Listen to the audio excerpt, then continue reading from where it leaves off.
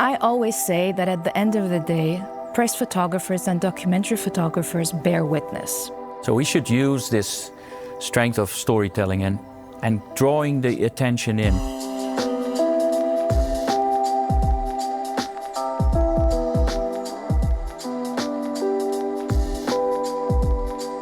Media organizations across the world are facing huge challenges. From declining press freedom to news fatigue, from content saturation to the growing impact of AI. So how is the industry dealing with this constantly evolving landscape? I'm Annabelle Murphy, a journalist partnering with Fujifilm to create the Toward Tomorrow interview series. In this episode, we'll explore these questions in depth, drawing on insights from experts at the World Press Photography and the European Journalism Centre to get a real sense of what's actually changing in this industry. Press freedom is a humongous challenge in this day and age. 20 years ago, there were 46 countries that had a very perfect press freedom index. Today, there's 6 countries that have a very perfect press freedom index. And I won't even go into the number of countries that are red or that are orange, etc. European journalism is in many ways in good shape. I mean, we have an audience, but we should not take it for granted. There are many challenges as well. How to keep journalism strong in Europe? I think that we have to be mindful about the influences of governments. The autocratic regimes in the world know how to crack down on journalism, and that felt for a long time something outside of Europe, but we have to be careful because some countries in Europe are close to limiting media freedom, press freedom, and that makes them also rank low on the index of press freedom. And press freedom is not only for the photographers and for the journalists who are getting killed, who are not able to have access to the events that are happening, who are not able to bring those stories to the larger audience, but it's also the audience who doesn't have access to these stories. So we take our exhibition to many different places where a lot of the images and the stories don't go through. When you see the public's reaction, it's quite insane because they're like, we didn't have access to that, and that is just as important. The business model of journalism is very complicated.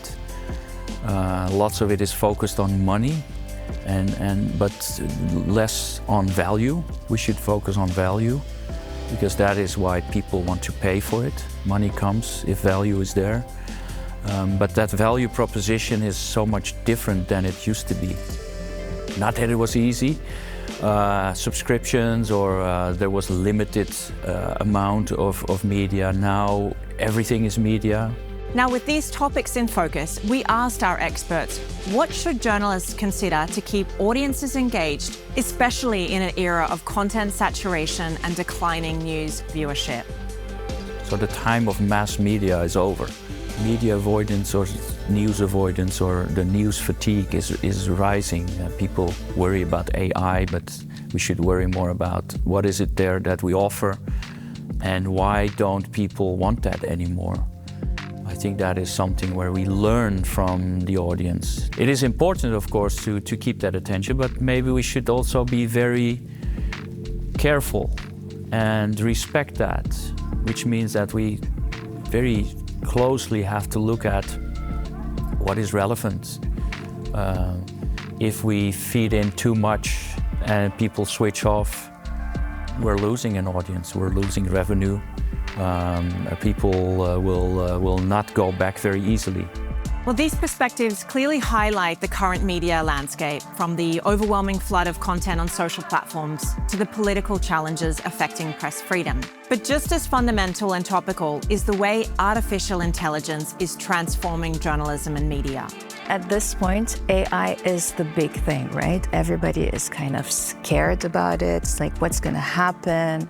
So we don't accept AI-generated images into our contest in this day and age, and starting from this year, basically. So we've installed forensic expertise that look at each winning image in order to make sure that it hasn't been manipulated. If you look at AI in imagery, photography, I would say that most commercial photography is very vulnerable to it. I think that is already happening. Anything that is quite generic in imagery or just an illustration, that is really disrupted already. I would say for many photographers it probably will be game over if they don't make sure that they are also very good at AI as a tool in their toolbox. Photojournalism, I think, is still, the making of it is still, let's say, safe. Well, there are some good ideas on how professionals can use AI while still maintaining creative control and ownership of their content. I always say that at the end of the day, press photographers and documentary photographers bear witness. And that is something that AI will never be able to do. They bear witness. They bring in sophistication into the image. They bring in an emotion into the image.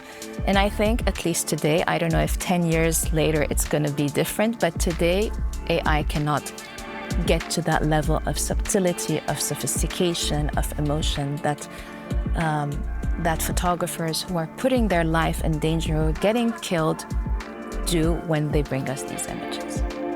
So it's clear AI already has a big role online and in the media, but there's also many limitations. And this really emphasizes the point that audiences should be critical of images when they're looking online. Media is very, very busy. Media organizations are very busy in terms of creating a format, guidelines and policies throughout the whole industry when speaking about AI-generated images. There is definitely a need for making sure that the public, when they see an image, they know that that image is a real image. And there is this need of reassurance, basically, towards the public, because the public is totally lost at this point in time. I think it's going to be quite complicated, but I think that there is a necessity to do so. One thing is certain. Humans will always have a role in this industry because they're able to come up with truly original ideas. Is there a place for storytelling? Yeah, everything is storytelling. Without a story, there is nothing. Visuals are crucial, but that's sort of the starting point. And then you have to develop a story. You have to hook people. And we are fully connected to storytelling because that's also what our brain is relating to. We've been telling stories to each other all along, even before we could read and write. That was how we told each other the information, storytelling, and very often with visuals. Of course, some parts of the world less. Europe is very much driven by storytelling, visual storytelling, other places less, but still, it works everywhere. Professional photographers and professional photojournalists and documentary photographers are not going to die. They're not going to die out through AI. The outcomes of the fact that press freedom is so much under threat around the world and lack of access is that there are now different types of journalists and photojournalists who are becoming photojournalists because of the need to do so. So if you look at Gaza, for example, and since October, you have seen an incredible number of wedding photographers, of amateur photographers who have really taught themselves to become professional photographers and war photographers. And they are actually part of World Press Photo today. And in that way, you have different types of voices who are filling in the gap where press freedom is under threat in order, through social media, to still be able to bring those important stories to the general audience and to the public and to the world. Now more than ever, the role of journalists is to really present diverse, balanced viewpoints to audiences and encourage them to really step back and consider different perspectives. This can help audiences understand complex issues and the world we live in today. Today, our biggest problem in our society at this point in time is the lack of dialogue. Today, things are very simple. It's black or white. You're right or you're wrong. There's no in-between. There's no complexity in that, right? And I think that's what documentary photographers and press photographers really try to bring in, is to help you put yourself in somebody else's shoes, is to help you look at somebody else's perspective. And that is the complexity that is necessary in our society today. I think also it's our task to slow people down. yeah, okay, you want to hook them with the first split second, but then you have to quickly develop your story as well to make sure that people stay connected. This is interesting.